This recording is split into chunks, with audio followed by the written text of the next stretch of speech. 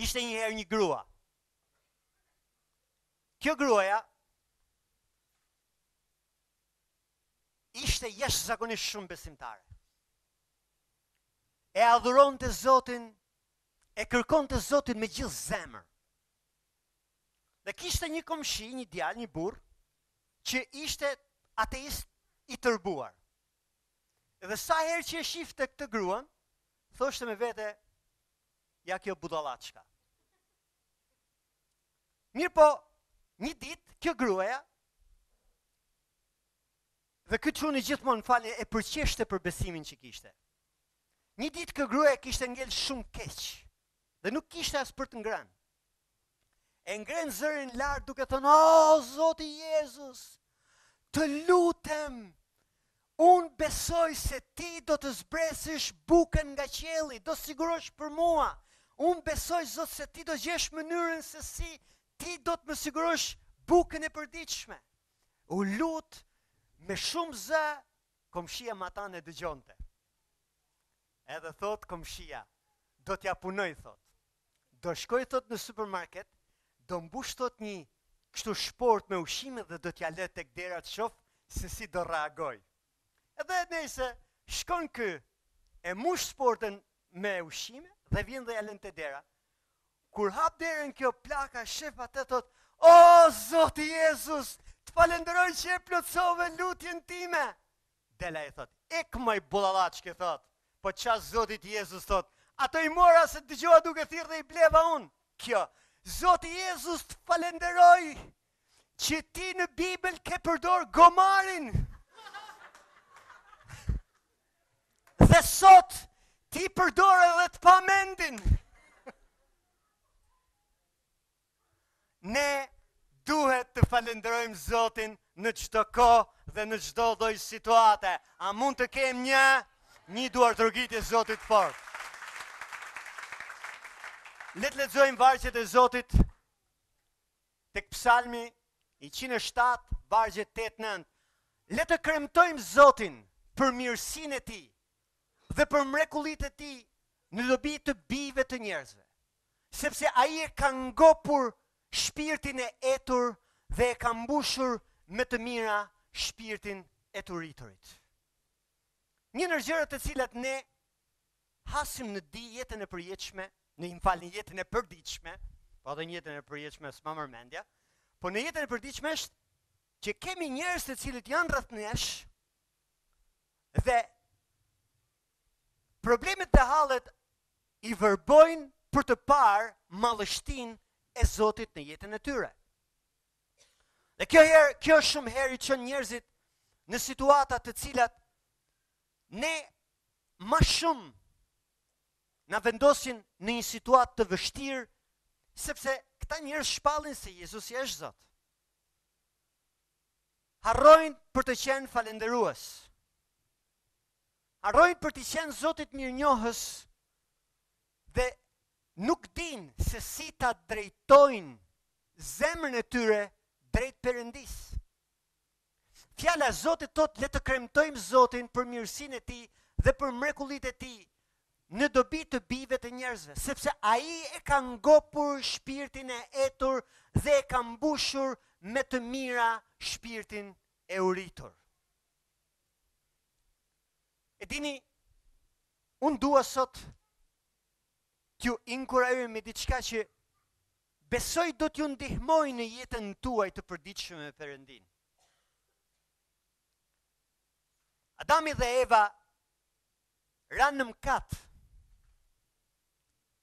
Dhe në momentin kur ranë në mëkat, në jetën e tyre mbiu një rrenjë e cila i largoi nga prezenca e Zotit. Ata e dëgjonin Perëndin, thuhet në Bibël, e dëgjonin Zotin duke ecur në kopshtin e Edenit. Por u fshehen nga prania e tij. Sepse në jetën e tyre kishte hyrë mëkati, që kishte rënjën e cila e bënte njeriu të ndihej i turpëruar për para Zotit. Mirë po Bibla na tregon se Zoti Perëndi erdhi dhe i foli njeriut pavarësisht nga mëkati që ata kishin marrë në jetën e tyre. Është aq madhështor Zoti sa ne shumë herë harrojmë se si ne duhet në fakt ta falenderojmë atë. Bibla na tregon raste të ndryshme kur Jezusi ishte në tokë.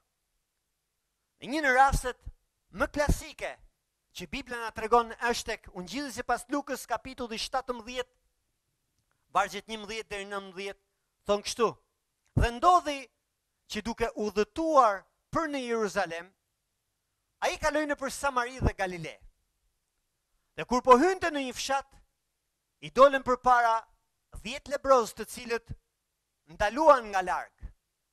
Dhe duke ngritur zërin thanë: Mjeshtër, mësues, ki mëshirë për ne. Dhe ai si u pa, u tha atyre: Shkoni e paraqituni tek priftrinjt. Dhe ndodhi që ndërsa ata po shkonin, u pastruan. Një nga ata, sipas se u shërua, u kthye mbrapsht dhe përlëvdoi Perëndin me zë të lartë. Ra përmbys me fytyrë për tokë te këmbët e Jezusit duke falendëruar. Ky ishte samaritan. Jezusi atëherë filloi të thotë: A nuk u shëruan që të 10? Ku janë 9 të tjerët? A nuk gjet asnjë që të kthehet për të lavdruar Perëndin përveç këtij të huajt? Dhe i tha atij: Qohu dhe shko, besimi yt të shëroi. Më dëgjoni çfarë duhet ju them. Unë kam shumë miq të mi të cilët gjatë jetës time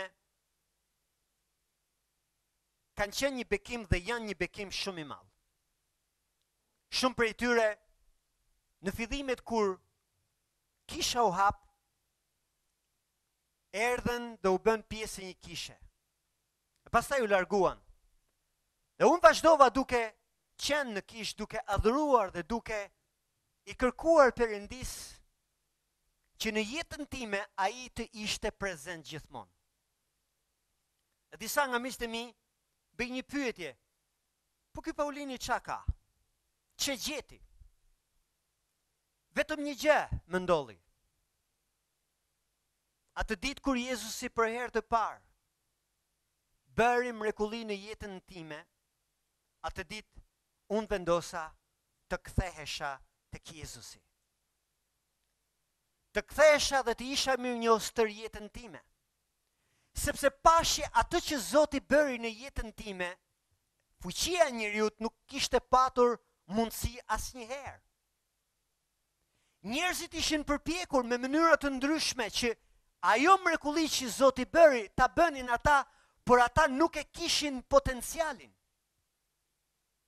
Deri në momentin kur Perëndia mu çfaq. Dhe vetëm kjo gjë ishte ajo që më ndolli. U ktheva. Fjala e Zotit thotë se ishin 10 lebrozë, të cilët qëndronin larg.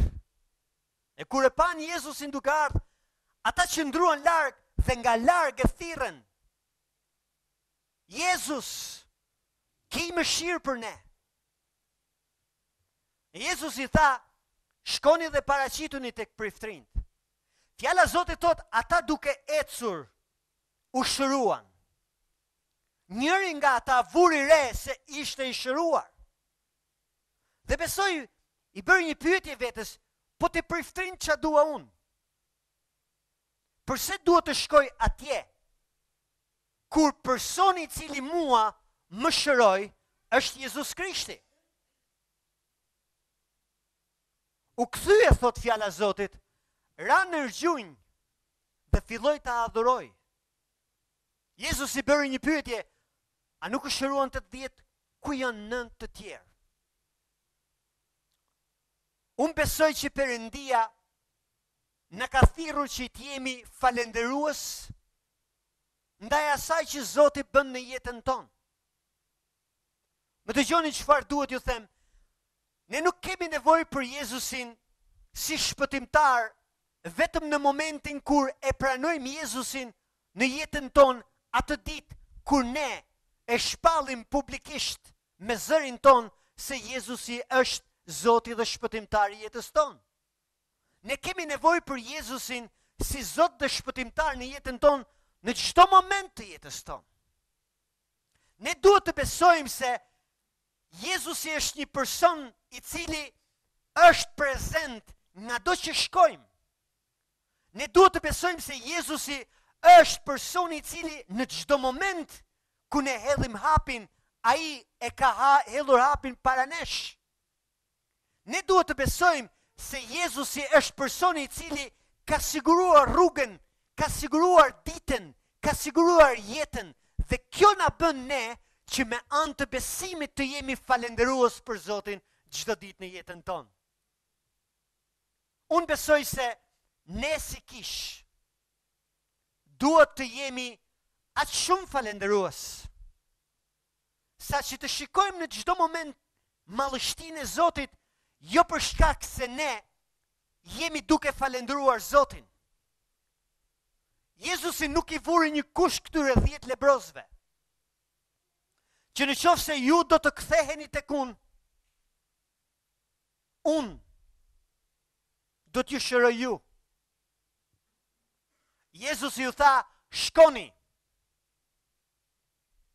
Unë nuk besoj se për shkak se këta të 9 nuk u kthyen, lepra u rikthyen në jetën e tyre. E ka shumë njerëz, edhe unë një ditë bisedova me disa të krishterë që më habiten, sepse predikojnë për shërime, ku diun se çfarë, dhe këto shërime bëhen nga profeti i tyre, i dërgon ujin e bekuar, ku diun se çfarë. E gjitha këto vjen në një moment kur disa nga një shumica njerëzve, disa ju rikthehet smundja dhe thash si është e mundur. O, tha, po në qoftë se ti vazhdon pa Zotin, smundja të rikthehet. Dhe unë u trishtova vetëm për një arsye. Sepse këta njerëz nuk e njohin mallështinë e Jezus Krishtit. E dini, mallështia e Jezus Krishtit, bi dhe bia, miqtë e mi dashur, është ajo të cilën ne përjetojmë kur jemi prezent me te. Por mallështia e tij është edhe kur ne nuk jemi afër tij. Zoti Jezus nuk është një person i cili e jep dhe tërheq atë që ai ka dhënë. Jobi po. Jobi ishte ai i cili tha, Zoti dha, Zoti mori. Por ne nuk jetojmë në kohën e Jobit. Ne jetojmë në kohën e Jezus Krishtit. Sepse fjala e Perëndis tek Ungjilli sipas Gjonit kapitulli 3 vargu 16 thot se Perëndia aq shumë e deshi botën sa e dha birin e tij të vetëm. E dha. Jezusi është dhënë për të gjithë këtë botë. Dhe më dëgjoni, Ungjilli i Perëndis nuk është i vërtetë se unë dhe ti kemi pranuar Krishtin. Ungjilli i Perëndis është i vërtetë edhe nëse askush në këtë botë nuk do ta pranonte Jezus Krishtin. Edhe sikur askush në këtë botë të mos kthehej te Krishti, Perëndia e dha birin e tij për ne. Prandaj unë dua t'ju siguroj për një gjë, nëse Zoti Perëndi ka bërë diçka në jetën tënde, ai kurrë nuk do ta marrë mbrapsht mrekullinë që ka bërë. Por ka diçka që ne duhet ta kuptojmë. Kthimi te Krishti. Ajo çfarë bëri ky burr që erdhi dhe ra përmbys për tokë te këmbët e Krishtit duke e falendëruar.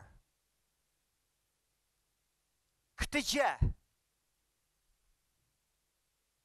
nuk e përjetuan nëntë të tjerët. Nëntë të tjerët nuk përjetuan fjalën qohu dhe shko, besimi yt të shëroj. Sepse Jezusi pa diçka ndryshe të ky person.